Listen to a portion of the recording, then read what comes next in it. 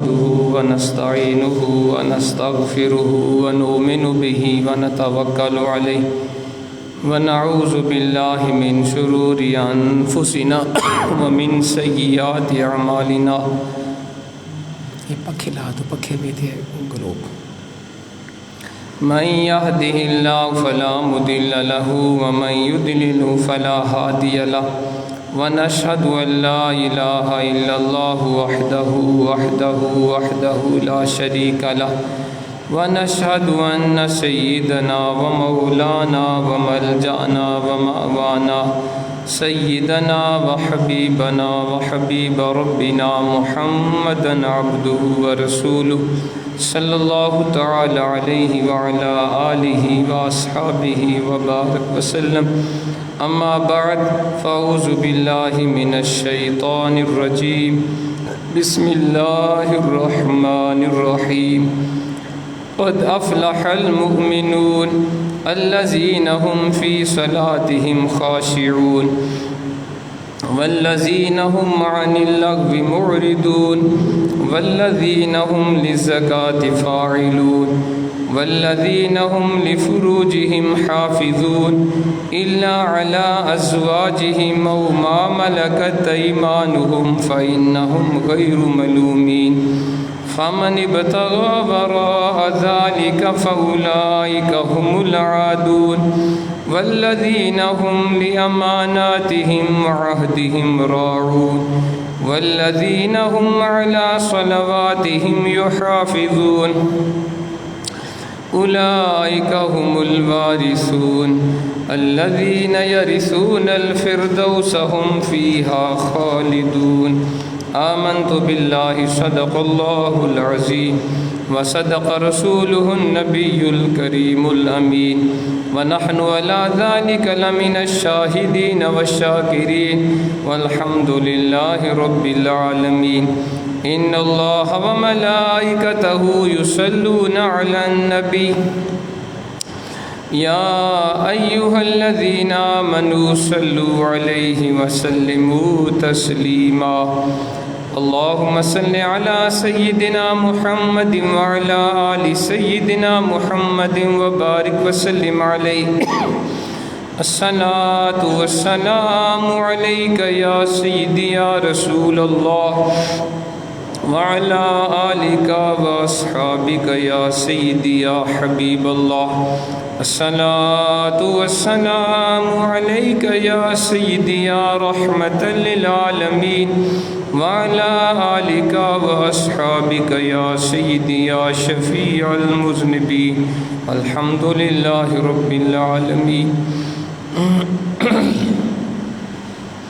اللہ رب العزت کے حمد و ثنا کے بعد اس کے پیارے حبیب نبی اکرم نور مجسم فخر آدم و بنی آدم سرکار مدینہ راحت قلب و سینہ احمد مجتبی محمد مصطفیٰ صلی اللہ تعالی علیہ وسلم کی بارگاہ میں بے شمار لا تعداد درود و سلام کے بعد واجب الاحترام مسلمان بزرگ دوستوں بھائیوں بچوں السلام علیکم ورحمۃ اللہ وبرکاتہ.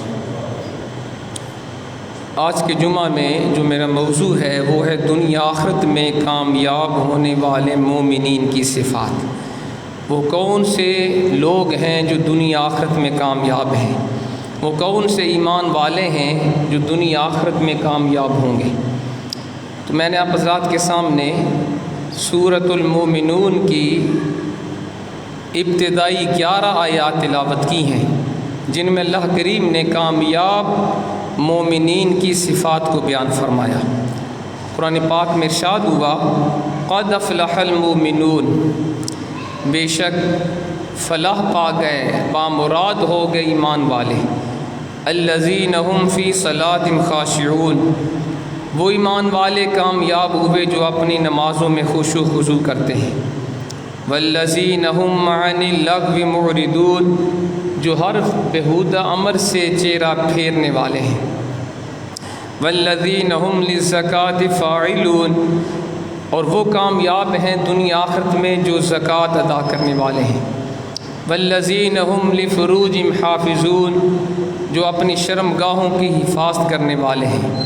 إلا على أزواجهم أو ما ملكت أيمانهم فإنهم غير ملومين، سوائے اپنی بیویوں کے یا ان کنیزوں کے جن کے ان کے دائیں ہاتھ مالک ہیں، انہیں ان کے بارے میں ملامت نہیں کی جائے گی۔ والذین هم فمن ابتغى وراء ذلك فأولئك هم العادون، جس نے ان کے علاوہ تلاش کیا وہی حد سے بڑھنے والے ہیں۔ والذین هم لأماناتهم وعہدهم راعون، اور وہ مومنین بامراد ہو گئے جو اپنی امانتوں اور اپنے وعدے کی حفاظت کرنے والے ہیں۔ والذین هم علی صلواتهم یحافظون، جو اپنی نمازوں کی حفاظت کرنے والے ہیں۔ اولئک هم الوارثون، یہی لوگ وارث ہیں۔ الذین یرثون الفردوس، جو فردوس کے وارث ہوں گے۔ ہم فیہا خالدون، وہ اس میں ہمیشہ رہیں گے۔ یہ سورۃ المومنون کی ابتدائی 11 آیات ہیں۔ سیدہ عائشہ صدیقہ رضی اللہ تعالیٰ عنہ سے کسی نے پوچھا تھا کہ رسول پاک علیہ الصلاۃ والسلام کے اخلاق کیسے تھے، تو آپ نے فرمایا کان خلقہ القرآن، رسول پاک کا اخلاق قرآن ہے۔ اور دوسری روایت میں ہے کہ آپ نے فرمایا سورۃ مومنون کی ابتدائی 10-11 آیات پڑھ لو، ان میں جو اللہ کریم نے اخلاق بیان کیے وہ میرے حبیب کے اخلاق تھے۔ تو یہ بڑی اہم آیات ہیں، ان میں اللہ کریم نے کامیاب ہونے والے مومنین کی صفات کو بیان کیا۔ اللہ کریم فرماتا ہے قد افلح المؤمنون، تحقیق فلاح پا گئے ایمان والے۔ اب فلاح کا معنی کیا ہے؟ عربی میں 2 الفاظ ہیں، ایک ہوتا ہے فوز، فوز کا معنی بھی کامیابی، فلاح کا معنی بھی کامیابی، لیکن فرق ہے۔ فوز صرف دنیا کی کامیابی کو کہتے ہیں، لیکن فلاح عربی زبان میں وہ جامع لفظ ہے جو صرف دنیا کی کامیابی پر نہیں بولا جاتا بلکہ آخرت کی کامیابی کو بھی شامل ہے۔ عربی کے اندر فلاح سے زیادہ کوئی جامع لفظ نہیں ہے جو دنیا آخرت کی کامیابی کے اوپر دلالت کرتا ہو۔ تو قرآن میں فلاح کا لفظ آیا، قد افلح المؤمنون، فرمایا ایمان والے فلاح پا گئے، یعنی ایمان والے دنیا آخرت میں کامیاب ہو گئے۔ اب وہ کون سے ایمان والے ہیں؟ ویسے تو ہر کلمہ گو ایمان والا ہے، لیکن قرآن کے نزدیک جو ایمان والے دنیا آخرت میں کامیاب ہیں، قرآن پاک نے ان کی صفات کو بھی بیان کی اگلی آیات میں، ان کی خوبیاں بھی قرآن نے بیان کی۔ پہلی خوبی جو ایمان والے دنیا آخرت میں کامیاب ہیں جو قرآن بیان کرتے وہ کیا ہے؟ فرمایا الذین هم فی صلاتہم خاشعون، وہ ایمان والے دنیا آخرت میں کامیاب ہیں جو اپنی نماز میں خشوع خضوع کرنے والے ہیں، جو اپنی نماز میں خشوع خضوع کرنے والے۔ اب خشوع کا معنی کیا ہے؟ خشوع کا معنی ہوتا ہے عاجزی انکساری، اللہ سے ڈرنا، عاجزی انکساری کا اظہار کرنا، تقوی اختیار کرنا، یہ خشوع کے معنی ہے۔ تو نماز میں خشوع کا معنی کیا ہے؟ علماء کرام نے لکھا نماز میں خشوع کا معنی ہوتا ہے کہ آدمی پوری توجہ سے نماز پڑھے، پورے دھیان سے نماز پڑھے اور اپنے رب کے سوا ہر چیز سے بے نیاز ہو جائے، اس کی توجہ اپنے رب کریم کی طرف ہو، دنیا کے تمام خیالات اپنے دل سے نکال دے۔ اور فرمایا نماز میں خشوع کا معنی ہے کہ جو الفاظ نمازی ادا کر رہا ہے ان کے معنی کے اوپر غور و فکر کریں۔ جو ہم نماز کے اندر قرات کرتے ہیں، ثنا پڑھتے ہیں، سورہ فاتحہ پڑھتے ہیں، درود پاک پڑھتے ہیں، تحیات، تو نمازی الفاظ کے معنی کے اندر غور کرے میں کیا پڑھ رہا ہوں، اللہ سے کیا دعائیں مانگ رہا ہوں، تو یہ نماز میں خشوع کا معنی ہے۔ اب خشوع کے ظاہری آداب بھی ہیں کہ سجدے گاہ کے اوپر نمازی کا دھیان ہو، اگر وہ چاہتا ہے میری نماز میں خشوع خضوع پیدا ہو جائے، سجدہ گاہ پہ اپنا دھیان رکھے۔ پھر خشوع کا ادب یہ بھی ہے کہ بندہ نماز کے اندر اپنے کپڑوں سے نہ کھیلتا رہے، اپنے بدن سے نہ کھیلتا رہے، اپنے انگلیوں کے کڑاکے نہ نکالتا رہے، ادھر ادھر نہ دیکھتا رہے، بندہ پوری توجہ سے نماز پڑھے اور آگے پیچھے حرکت بھی نہ کرتا رہے۔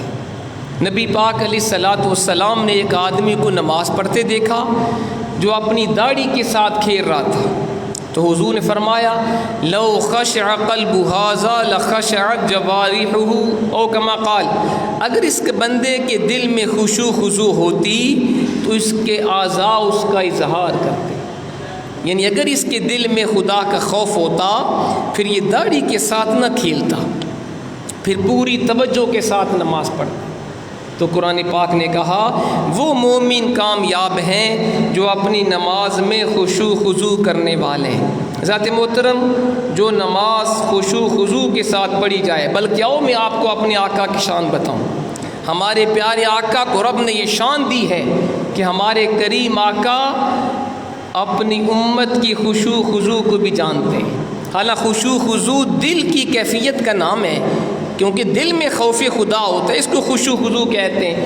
اب کسی کو نہیں پتا کس کے دل میں خشوع خضوع ہے، خدا کا خوف کتنا ہے، لیکن رسول پاک جانتے ہیں۔ بخاری کے اندر یہ حدیث ہے، حضرت ابو ہریرہ رضی اللہ تعالیٰ عنہ اس حدیث پاک کو روایت کرتے ہیں، رسول پاک علیہ الصلوۃ والسلام نے فرمایا اترون قبلتی ہاہنا فواللہ ما یخفی علی خشوعکم ولا رکوعکم وانی لاراکم من وراء ظہری او کما قال۔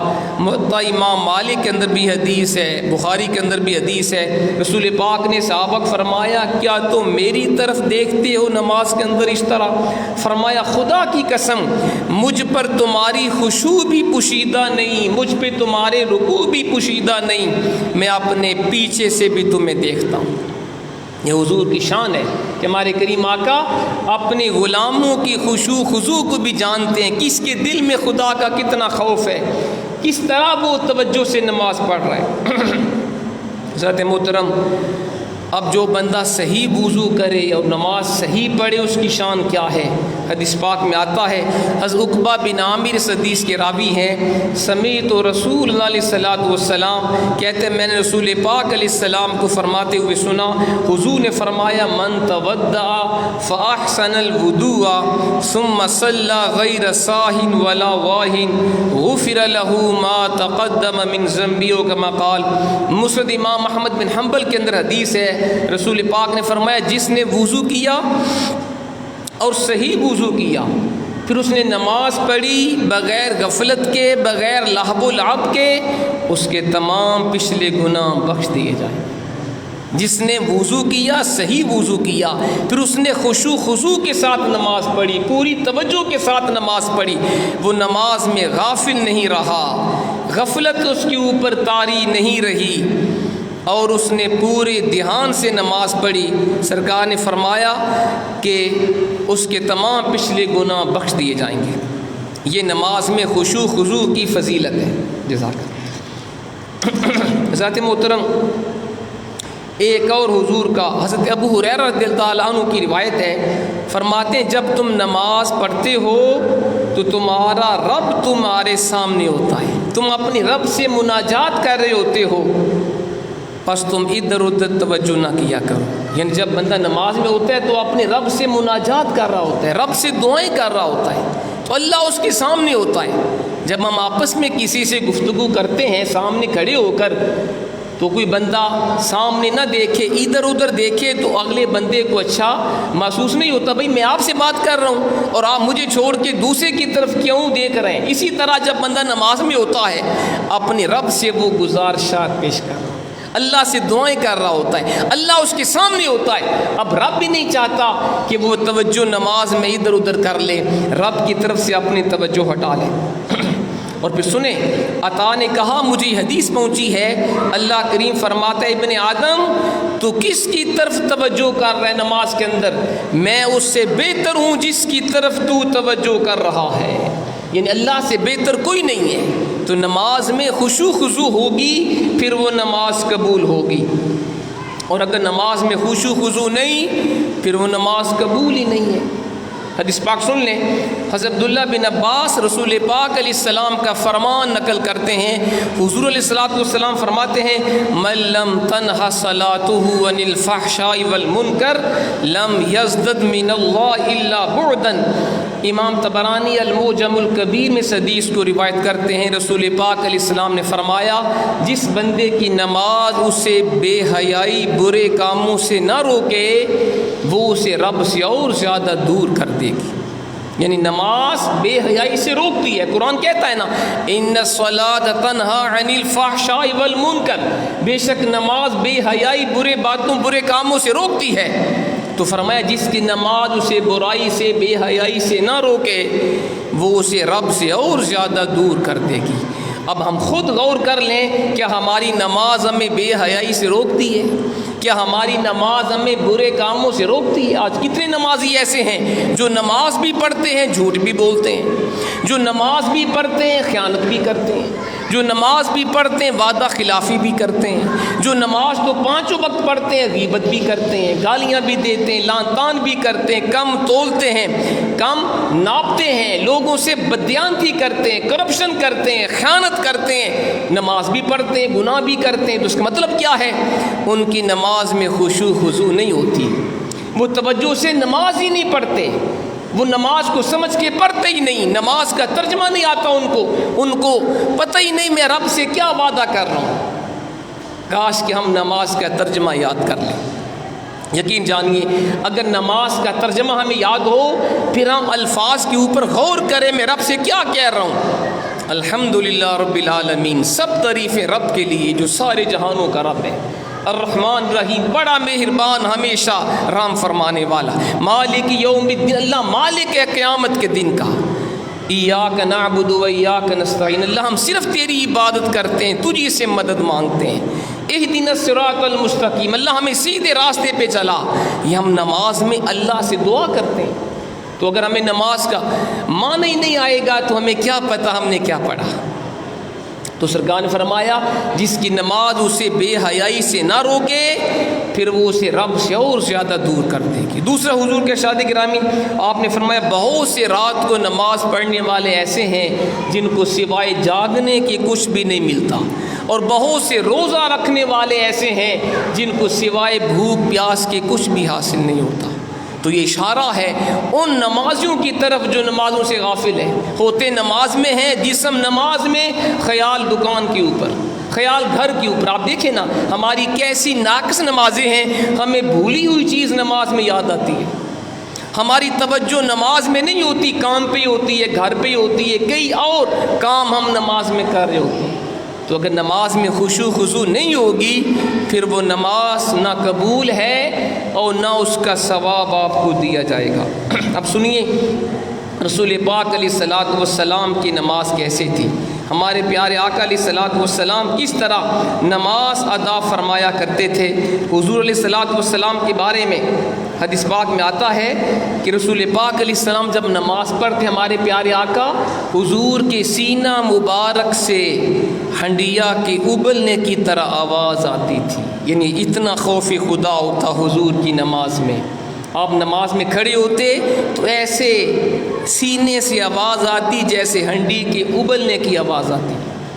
اب صحابہ کرام کی نماز بھی ذرا دیکھیے، حضرت ابو بکر صدیق خلیفہ اول بلا فصل، حضرت عروہ، حضرت عبداللہ بن زبیر، دونوں صحابہ کے بارے میں آتا ہے جب نماز میں کھڑے ہوتے تو ایسے لگتا جیسے لکڑی کا ستون کھڑا ہے، کوئی حرکت نہیں، کوئی کسی طرف دھیان نہیں، ستون کی طرح ساکن ہو کے پوری توجہ کے ساتھ نماز ادا فرمایا کرتے تھے۔ یہ صحابہ کرام کی نماز تھی۔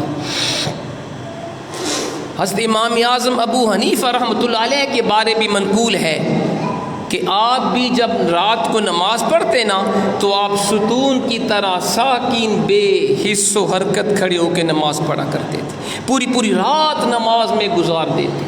آپ کے ہمسائے میں ایک یہودی کا مکان تھا، اس یہودی بچے نے اپنے باپ سے پوچھا جب امام اعظم کا انتقال ہو گیا، اس نے کہا ابا جی ہمارے ساتھ والے گھر میں نا ایک ستون تھا، آج کل وہ نظر نہیں آ رہا۔ تو باپ نے کہا بیٹا وہ ستون نہیں تھا، وہ مسلمانوں کے امام اعظم ابو حنیفہ تھے جو پوری پوری رات کھڑے ہو کر ستون کی طرح ساکن کھڑے ہو کے رب کی عبادت کیا کرتے تھے۔ یہ نماز تھی ہمارے اسلاف کی۔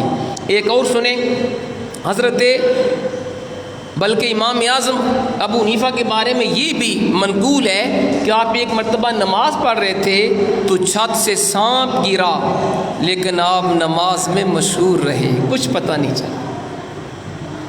حضرت عروہ بن زبیر کے بارے میں آتا ہے کہ آپ کا ایک عضو زخمی ہو گیا تو ڈاکٹروں نے کہا جس کو کاٹیں کہیں اس کا زہر پورے بدن میں پھیل نہ جائے. تو اہل خانہ نے مشورہ کیا جب آپ نماز پڑھیں گے پھر ہم آپ کا زخمی عضو کاٹ لیں گے. حضرت عروہ بن زبیر جب نماز میں کھڑے ہوئے تو گھر والوں نے وہ زخمی عضو کاٹ لیا اور آپ کو احساس بھی نہیں ہوا. یہ نماز میں خشوع خضوع ہے. آج ہم کہاں پہ کھڑے ہیں جی؟ ہمارے پاؤں میں مکھی بھی بیٹھے ہمیں پتہ چل جاتا ہے, مچھر بیٹھے ہم فوراً اپنے بدن کو حرکت دیتے ہیں, اور خدا نخواستہ کوئی چھپکلی بھی اگر سامنے آ جائے ہم شاید نماز کو توڑ دیتے ہیں, چھوڑ دیتے ہیں. سام تو دور کی بات ہے.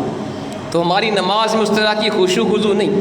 ایک مرتبہ جنگ کے دوران نبی پاک علیہ الصلوۃ والسلام نے فرمایا, رات کا وقت تھا, فرمایا کون ہمارا پہرا دے گا؟ ایک انصاری صحابی کھڑے ہوئے, ایک مہاجر صحابی. کہا حضور ہم پہرا دیں گے. فرمایا ٹھیک ہے آپ جاگیں ہم سوئیں گے. رسول پاک آرام فرما ہو گئے, صحابہ بھی آرام فرما ہو گئے. وہ دونوں صحابہ جاگنے لگے. حضرت ایک تھے مہاجر ایک تھے انصاری. مہاجر صحابی تو لیٹ گئے اور سو گئے, اور انصاری صحابی نے نماز شروع کر دی. کہا چلیں فارغ ہوں تو میں اللہ کی بارگاہ میں عبادت کرتا ہوں. ایک مشرک ادھر آ نکلا جس کے بیوی کو مسلمانوں نے قتل کیا تھا. اس نے قسم کھائی تھی میں مسلمانوں سے بدلہ لوں گا. جب وہاں پہنچا دیکھا سب صحابہ سو رہے ہیں اور انصاری صحابی نماز پڑھ رہے ہیں. اس مشرک نے تیر کا نشانہ باندھا اور اس انصاری صحابی کو تیر مارا, لیکن وہ نماز پڑھتے رہے, نماز کو توڑا نہیں. اس نے دوسرا تیر مارا. جب تیسرا تیر مارا مہاجر صحابی جاگ گئے آواز سن کے. وہ مشرک وہ بھاگ گیا کہ میں پکڑا نہ جاؤں. جب سلام پھیرا تو مہاجر صحابی نے انصاری سے پوچھا حضور جب پہلا تیر مارا تھا آپ اسی وقت مجھے جگا دیتے نا تاکہ آپ کو زیادہ تیر نہ برستے. اتنے تیر اس نے مارے آپ کا بدن لہو سے بھر گیا. فرمایا بات آپ کی ٹھیک ہے لیکن میں قرآن کی ایسی آیت کی تلاوت کر رہا تھا, میرے دل نے پسند نہیں کیا کہ میں اپنی تکلیف کے لیے قرآن پڑھنا چھوڑ دوں. تو اپنے تیروں کی تکلیف کو برداشت کر لیا, اپنا جسم خون سے بھر گیا لیکن نماز کو توڑا نہیں ہے. یہ ہے نماز میں خشوع خضوع. امام بخاری رحمۃ اللہ علیہ جو بہت بڑے بزرگ ہیں جن کی صحیح بخاری حدیث پاک کی سب سے معتبر کتاب ہے, آپ کے بارے آتا ہے کہ آپ نے ایک دن نماز پڑھی اور ایک دمبوری بھیڑ وہ آپ کی پشت کے اوپر کاٹتی رہی لیکن آپ نماز پڑھتے رہے. 17 ڈنگ مارے دمبوری نے حالت نماز میں بخاری کی پشت کے اوپر, آپ نے نماز کو چھوڑا نہیں ہے. جب نماز مکمل کی شاگردوں سے فرمایا ذرا دیکھو میری پشت کے اوپر کوئی شے کاٹ رہی ہے. جب کپڑا اٹھا کے دیکھا تو 17 جگہوں کے اوپر ڈنگ تھے. کہا حضور آپ اسی وقت نماز کو چھوڑ دیتے نا جب اس نے ڈنگ مارنا شروع کیا. فرمایا رب کی یاد میں محو تھا, دل نے پسند نہیں کیا کہ میں اپنی تکلیف کے لیے رب کی یاد سے غافل ہو جاؤں, اللہ کی نماز کو چھوڑوں. یہ دل نے پسند نہیں کی. یہ ہمارے اسلاف تھے, یہ ان کی نماز میں خشوع خضوع تھی. حضرت شیخ عبد القادر جیلانی جن کو حضور غوث پاک کہتے ہیں, 11ویں والے پیر, آپ ایک مرتبہ قضاء و قدر کے اوپر واز فرما رہے تھے, لوگوں کو تقدیر کے بارے میں مسائل سنا رہے تھے. اچانک چھت سے سانپ گرا, سب لوگ بھاگ گئے لیکن آپ نہ بھاگے نہ آپ نے اپنی تقریر روکی, آپ اسی طریقے سے تقریر فرماتے رہے. وہ سانپ آپ کے جسم کے اندر کپڑے کے نیچے سے وہ داخل ہوا اور آپ کی گردن کے اندر وہ لپٹ گیا. آپ نہ ڈرے نہ گھبرائے, تقریر کرتے رہے. پھر وہ سانپ آپ کے سامنے بیٹھ گیا دم کے اوپر اور اس نے بول کے کہا حضور میں نے تو اتنی اولیاء کرام کو آزمایا ہے لیکن کسی نے نہ آپ وہ سب بھاگ گئے ڈر کے مارے لیکن آپ نے تقریر کو چھوڑا نہیں. فرمایا میرا موضوع یہ تھا کہ جو تقدیر میں لکھا وہی ہوگا, جہاں رب نے موت لکھی وہی موت آئے گی. تو میں نے کہا عبد القادر تم لوگوں کو بتا رہے ہو کہ موت سے کوئی بندہ بھاگ نہیں سکتا, جیسے رب نے موت لکھی ویسے ہی آئے گی. تو میں نے کہا پھر میں بھی موت سے, اگر میری یہاں موت لکھی ہے مجھے کوئی بچا نہیں سکتا, اور اگر نہیں لکھی مجھے سانپ مار نہیں سکتا. یہ ہے خشوع, یہ ہے اللہ کی ذات کے اوپر بھروسہ. اور اسی طرح حضرت حضور غوث پاک ایک مرتبہ جامعہ منصور کے اندر نماز پڑھ رہے تھے، اسی طرح ایک سانپ آپ کے سجدہ کی جگہ کے اوپر آ گیا، لیکن آپ نے نماز کو توڑا نہیں ہے، نماز کو مکمل فرمایا ہے۔ یہ ہمارے اسلاف تھے، یہ ان کی نماز کے اندر خشوع خضوع تھی۔ کاش اللہ ہمیں بھی ایسی خشوع خضوع نصیب فرمائے۔ تو قرآن نے کہا قد افلح المؤمنون، وہ مومن کامیاب ہو گئے، الذین هم فی صلاتہم خاشعون، جو اپنی نماز میں خشوع خضوع کرتے ہیں، جو پوری توجہ کے ساتھ نماز پڑھتے ہیں۔ یہ پہلی صفت ہے کامیاب ہونے والے مومنین کی۔ اور دوسری صفت جو قرآن نے بیان کی سنیے، فرمایا والذین هم عن اللغو معرضون، وہ مومن کامیاب ہو گئے دنیا آخرت میں جو ہر فضول کام سے اپنا چہرہ پھیرنے والے۔ وہ مومن کامیاب ہیں جو ہر فضول بات، ہر فضول کام سے اپنا چہرہ پھیرنے والے ہیں۔ لغو کا معنی ہوتا ہے فضول کام، فضول بات جس سے دنیا آخرت کا کوئی فائدہ نہ ہو، وہ لغو ہے، وہ فضول ہے۔ تو قرآن پاک نے کہا وہ مومنین کامیاب ہیں دنیا آخرت میں جو ہر فضول بات، ہر فضول کام سے اپنا چہرہ پھیر لیتے ہیں۔ ذات محترم آج ہم دیکھیں، ہم فضول کاموں کے اندر، فضول باتوں کے اندر اپنا کتنا قیمتی وقت برباد کرتے ہیں۔ فیس بک کے اوپر، سوشل میڈیا کے اوپر، واٹس ایپ کے اوپر، انٹرنیٹ کے اوپر، ٹی وی ٹاک شوز کے اوپر، کرکٹ میچ دیکھنے میں، فضول بازاروں میں گھومنے پھرنے میں، تفریح گاہوں میں فضول گھومنے پھرنے میں، گپیں لگانے میں، قصے کہانیاں اور فضول باتیں کرنے میں ہم کتنا اپنا قیمتی وقت ضائع کرتے ہیں۔ یہ اللہ کے بندوں کی شان نہیں ہے۔ اللہ کے بندے وہ ہیں، کامیاب ہونے والے مومنین وہ ہیں جو اپنے وقت کو ضائع نہیں کرتے۔ رسول پاک علیہ السلام کا بڑا پیارا فرمان عالی شان سن لیجئے۔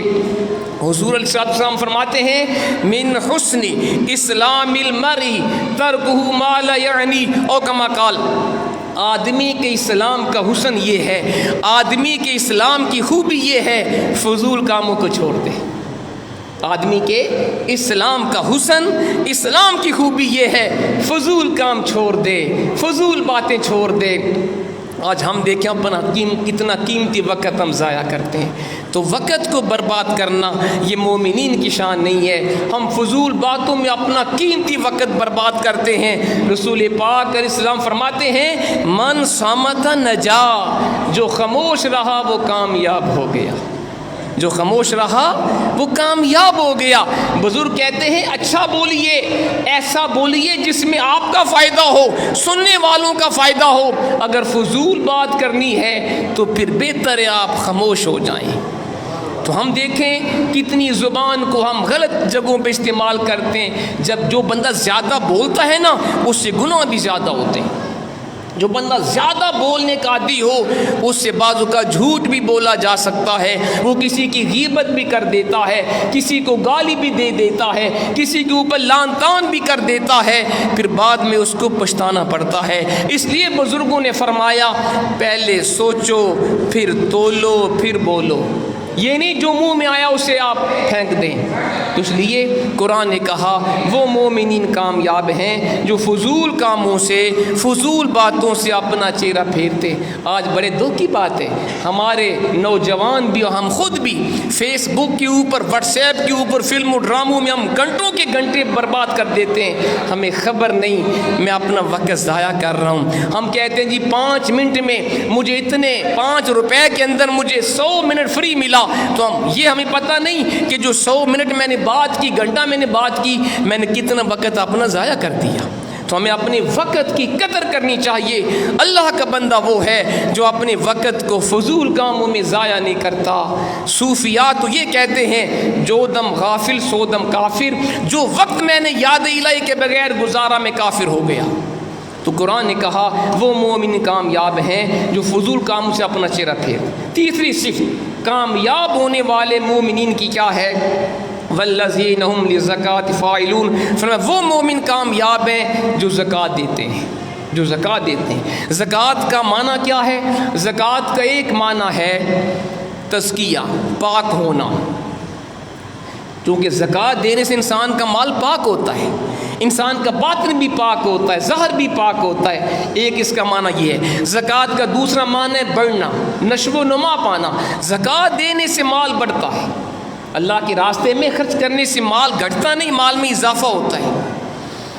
اور زکوٰۃ کا شرعی معنی ہے کہ صاحب نصاب آدمی وہ سال کے بعد مقررہ شرع کے مطابق زکوٰۃ نکال کے قرآن کے بیان کردہ مصارف کے اوپر خرچ کرے۔ یعنی ہر وہ بندہ جس کے پاس 52.5 تولے چاندی یا 7.5 تولے سونا یا اس کے برابر نقدی ہے، اماؤنٹ ہے، کیش ہے، پیسے ہیں، یا اتنا مال تجارت کسی کے پاس ہے، دکاندار ہے، تھوک کا سامان ہے، پرچون کا سامان ہے، جنرل سٹور ہے، کہ وہ مال جو ہے وہ 52.5 تولے چاندی کے برابر بنتا ہے یا 7.5 تولے سونے کے برابر بنتا ہے، اور یہ مال اس کی حاجات اصلیہ کے علاوہ ہو، ضروریات کے علاوہ ہو، اس کے اوپر سال کے بعد زکوٰۃ دینا فرض ہوتا ہے۔ آج ہمارا مسئلہ کیا ہے؟ ہم زکوٰۃ نہیں دیتے۔ آج کم لوگ ہیں جو زکوٰۃ دیتے ہیں، اور زکوٰۃ کے مستحق تک زکوٰۃ نہیں پہنچتی۔ یقین جانی اتنا پیارا ہمیں اسلام نے یہ نظام دیا، اگر ہر صاحب نصاب آدمی زکوٰۃ نکالے، امانت داری سے زکوٰۃ نکالے سال کے بعد، اور مستحق کو زکوٰۃ دے، یقین جانیے کوئی بھی بھوکا نہ رہے، کوئی بھی غریب نہ رہے، سب غربت دور ہو جائے۔ لیکن ہمارے ملک میں نظام زکوٰۃ وہ نافذ نہیں ہے، تو ہمیں زکوٰۃ دینی چاہیے۔ اور زکوٰۃ نہ دینے والوں کے بارے جو قرآن نے سزا بیان کی بڑی سخت ہے۔ آپ پڑھیے نا سورۃ توبہ، اللہ کریم قرآن میں فرماتا ہے والذین یکنزون الذھب والفضہ ولا ينفقون فی سبیل اللہ فبشرہم بعذاب علیم۔ فرمایا جو لوگ سونا چاندی جمع کر کے رکھتے ہیں اور اللہ کے راستے میں خرچ نہیں کرتے، حبیب ان کو دردناک عذاب کی خوشخبری سنا دو۔ یہ قرآن ہے۔ جو لوگ سونا چاندی جمع کر کے رکھتے ہیں، اللہ کے راستے میں خرچ نہیں کرتے، حبیب ان کو دردناک عذاب کی خوشخبری سناؤ۔ یوم یحمى علیہا فی نار جہنم فتقوی بہا جباہہم وجنوبہم وظہورہم ھذا ما کنزتم لانفسکم فذوقوا ما کنتم تکنزون۔ فرمایا جس روز ان کا سونا چاندی وہ جہنم کی آگ کے اوپر گرم کیا جائے گا، پھر ان کی پیشانیاں، ان کے پہلو، ان کی پشتیں اس جہنم کی آگ سے داغی جائیں گی قیامت کے دن، اور کہا جائے گا یہ وہ سونا چاندی ہے جس کو تم نے جمع کر کے رکھا تھا، اب اس کا مزہ چکھو جس کو تم جمع کرتے رہے۔ یہ قرآن ہمیں بیان کر رہا ہے ان لوگوں کی سزا جن کو اللہ نے مال و دولت دیا لیکن وہ رب کے راستے میں خرچ نہیں کرتے۔ اور حضور علیہ الصلوۃ والسلام کا فرمان بھی سن لیجئے، صحیح حدیث میں رسول پاک نے فرمایا جس بندے کو اللہ کریم نے سونا چاندی دیا، مال و دولت دیا، لیکن اس نے اس کا حق ادا نہیں کیا، یعنی اس نے زکوٰۃ ادا نہیں کی، رسول پاک نے فرمایا اس کا وہ سونا چاندی قیامت کے دن جہنم کی آگ کے اوپر گرم کیا جائے گا، جہنم کی تختیاں بنائی جائیں گی سونے چاندی کی، پھر وہ سونا چاندی قیامت کے دن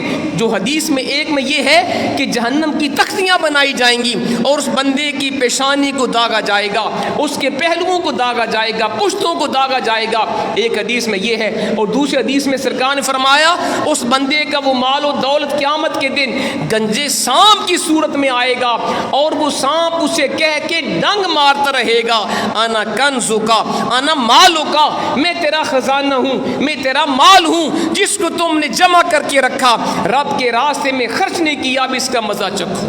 ذات محترم یہ قرآن ہمیں بیان کر رہا ہے، لہٰذا ہمیں چاہیے جو صاحب نصاب ہیں، جو مالدار ہیں، ان کو اپنے ذوق و شوق کے ساتھ زکوٰۃ دینی چاہیے۔ تو قرآن نے کہا وہ مومنین کامیاب دنیا آخرت میں جو اپنے مالوں کی زکوٰۃ دیتے ہیں۔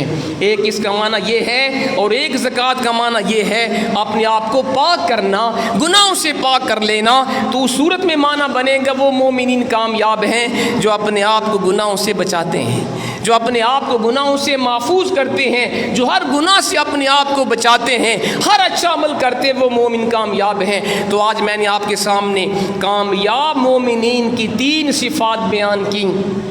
پہلی صفت یہ ہے، قرآن نے کہا وہ مومن کامیاب ہیں، ان کی پہلی صفت جو اپنی نمازوں میں خشوع خضوع کرتے ہیں، جو عجز و انکساری سے نماز پڑھتے ہیں، پوری توجہ سے نماز پڑھتے ہیں اور صحیح نماز پڑھتے ہیں۔ دوسری صفت، وہ مومن دنیا آخرت میں کامیاب ہوں گے جو ہر فضول کام سے اپنے آپ کو بچاتے ہیں، فلم و ڈراموں سے بچاتے ہیں، ناچ گانا دیکھنے سے اپنے آپ کو بچاتے ہیں، جھوٹ سے بچاتے ہیں، غیبت سے بچاتے ہیں، گالی گلوچ سے اپنے آپ کو محفوظ کرتے ہیں، ہر بری بات، ہر برے کام سے جو اپنے آپ کو بچاتے ہیں وہ دنیا آخرت میں کامیاب ہوتے ہیں۔ اور قرآن پاک نے کہا کہ تیسری صفت کامیاب ہونے والے مومنین کی یہ ہے، وہ مومنین کامیاب ہیں جو اپنے مال سے زکوٰۃ دیتے ہیں، اللہ کے راستے میں خرچ کرتے ہیں، اور وہ اپنے باطن کو بھی پاک کرتے ہیں، اپنے ظاہر کو بھی پاک کرتے ہیں، اپنے آپ کو گناہوں سے بچا کر رکھتے ہیں۔ تو یہ تین صفات ہم نے پڑھی ہیں۔